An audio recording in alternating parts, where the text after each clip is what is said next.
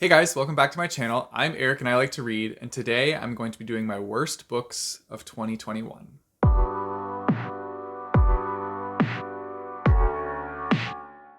So, like I said, I'm going to be going over my worst books of 2021.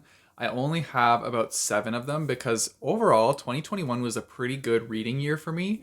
And yeah, these ones just stood out for particular reasons for each book.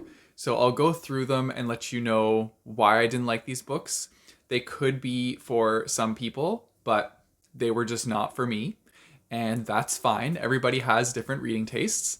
And so, yeah, I'm going to go through this list and let you know what I thought about these books. I mean, you already know that I didn't like them, but I'm going to tell you why. So, the first one on this list is called Delivering Virtue.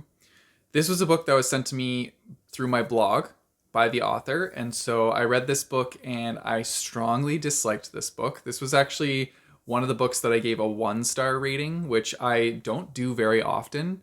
But this one, I'm sorry, this one deserved it because there were a lot of different things in this book that were very unnecessary and it didn't need to be that way. The book was also written in kind of like, I wouldn't say flowery writing, but it's like writing where they're using as many big words as they possibly can to sound like they're coming off as smart.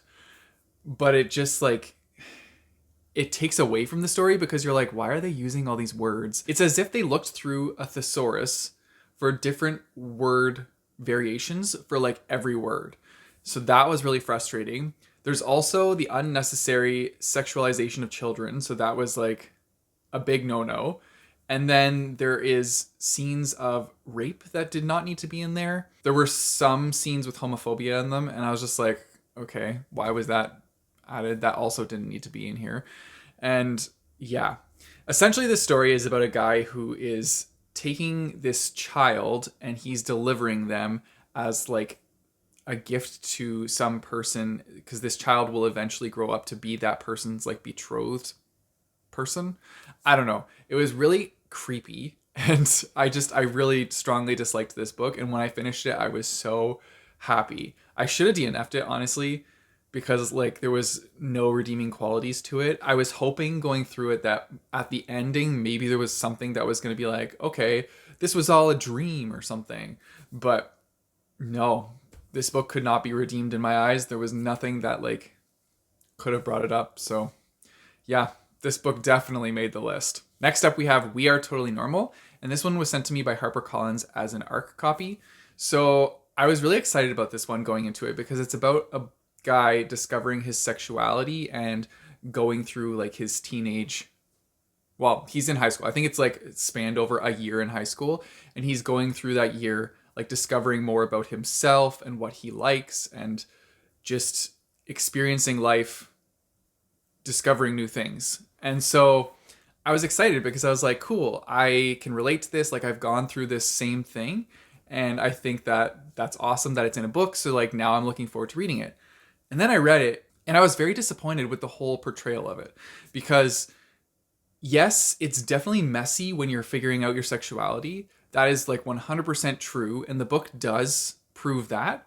But even though it's messy, you're still a human being and you can still take into account other people's feelings. But the main character in this book did not seem to do that. They were very selfish, and there were parts where they're like, okay, I know that like I'm not feeling feelings for this person, but they still strung them along even though they knew. They're like, yeah, I'm not in it. I'm not wanting to be in this relationship, and I know this other person likes me a lot, but like I'm still going to string them along. And I'm like, it made me so angry because I was like, I've gone through this, others have gone through this, and I know that like you don't string people along like that. Even if you're like questioning it, that's like if you're questioning it, that makes sense. But in this situation, this character was not questioning it. They fully said in their head multiple times, I don't want to be in this relationship. I am not feeling this. And then continues to string along a person who thinks that you're wanting to be with them. Like it really rubbed me the wrong way, and it was super frustrating to read. I'm not gonna like say too much more because there's other parts of the book that like dives into the relationship aspects. That was just a really big part of that book for me that I did not enjoy. And so, yeah, I'm sorry, but you made it on the list. Then we have Independence Realm, and this book was also sent to my blog for me to read and review by the author. I gave this one a 2 stars. I felt that this was very like cookie cutter plot, and I couldn't tell if it was like middle grade or young adult, because like there were like random really gory scenes in it, but then the rest of it read like middle grade. So I was like, okay, I was a little confused there. And then yeah, it just seemed like a very cookie cutter-ish plot, and it set it up for like more books to go on, but like I don't even know what, like if I would want to read those other books based on this one. So essentially these people are hanging out in the forest, just like doing their thing, and then they get pulled into a portal which takes them to another world, and they need to like find a way to get back to their own world from this other like magical realm. And it was like there were definitely some interesting parts to it, but everything was super predictable, and it just felt like it was a very formulaic book where there were no really like surprises to me. So I don't know, that just brought my rating down. Like I wanted, when I go into a book, especially one that has like magical or fantasy elements, I want to be surprised, I want to be immersed, and I want to feel like I'm learning something new about like a new magic system or a new magical world. But this just seemed very basic. And so, yeah, that's why it's on this list. Then we have Thorns Key. And so this one, if any of you guys have been watching my videos over the past year, you will remember that this book took me like, I think over 2 months to complete once I had started it on my TBR. It was a very long trek to get through this book, and that's because I couldn't get connected to any of the characters. I didn't even know who the main character of the book was. I still don't even know if I know who the main character of the book was, because they kept changing perspectives throughout the book for like all different people. And it was like this book was all over the place. So this is like essentially about a guy who is in one, like in the real world, but he's also at the same time like kind of split and in like another realm. And they're dealing with like dragons. I call them dragons, but they're like dragon-like creatures, but they're not exactly like associated with the word dragon. And they have these keys that they're trying to find, and there's like a whole bunch of things happening in this book all at once that it was almost like too much. It was like information overload. And yeah, I couldn't connect to any characters because I didn't know who the main character was. I haven't had a book before where I'm like, who the hell is the main character? Who am I supposed to be rooting for? Like, what is the point? But now I have.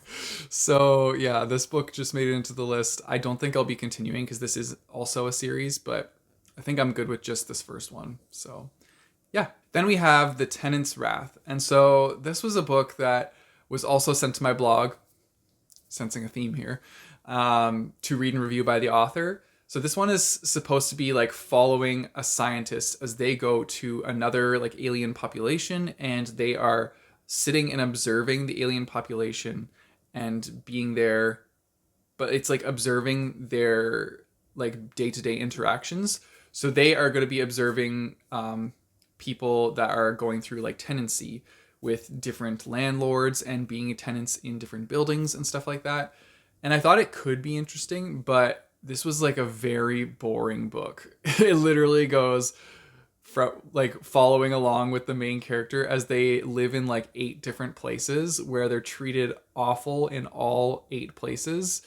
And it's just like, you think they would learn from the fact that they're like going to these places, being treated awful, and then going to a new place and getting the exact same thing. Like, you'd feel like they would learn how to find a better living situation, but they don't really. So it was just, yeah, it was very disappointing and very frustrating because I'm like, why doesn't the main character do something about this? Like, stop going to all these like sketchy apartments and being like, yeah, I'll rent here. This sounds good. Like, do some research. It's a scientific book. You're supposed to be like doing research. They're literally doing a study on you doing this. Yeah. Anyway. So Needless to say, I was just a little frustrated with how boring it was. I was hoping there would be some interesting parts to this book, but I slogged through this and it took a long time to finish. Yeah. Then we have I Am a Failure. And so, I mean, the title's not wrong. It is a failure. Sorry, I had to. But I don't know, like this book just was so annoying to me because it's like the person's talking about their life. Well, first of all, it comes off really creepy because they're like, in the beginning of the book, they're searching for like a girlfriend to be their co-partner in their movie that they call life. And I was like, that is a really weird way to phrase that. So yeah. And then they are starting up a startup company with their friends, but they never tell you like what this startup company is. They just go into the descriptions of, oh, we went to this meeting, nothing happened. We tried to talk to these investors, didn't go anywhere.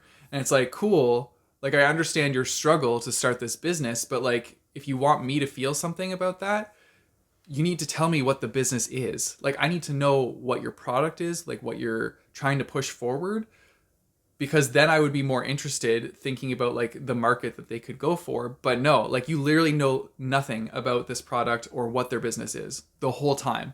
And you never get to know. So I'm just like, it just angered me. I was like, why? Why would you write a book like this and not explain like what you're trying to do here?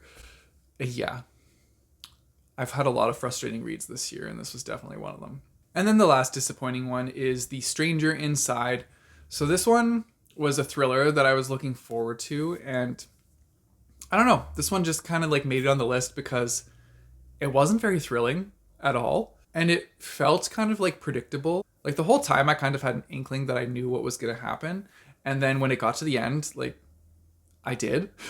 So I don't know, like when I'm going into a thriller, like I want to be thrilled, I want to be creeped out or scared, and I want it to be hard to puzzle through. Like I want to try and figure it out, and if I like am trying really hard to figure it out and successfully get it, then that's cool. But like if it's too easy to figure out, if the plot is just like right there for you, like very easy to put the dots together, it's just not that fun. And this book just ended up being not that fun for me because I found it to be very predictable and easy to figure out.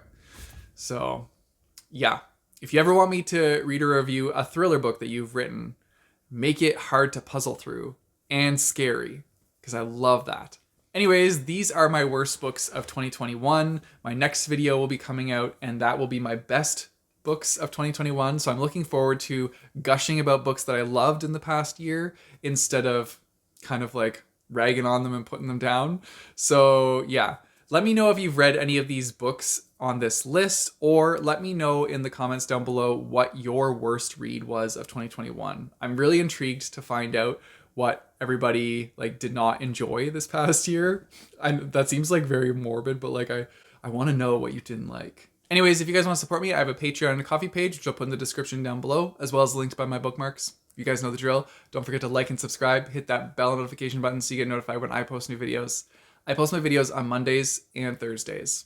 And until next time, keep on reading.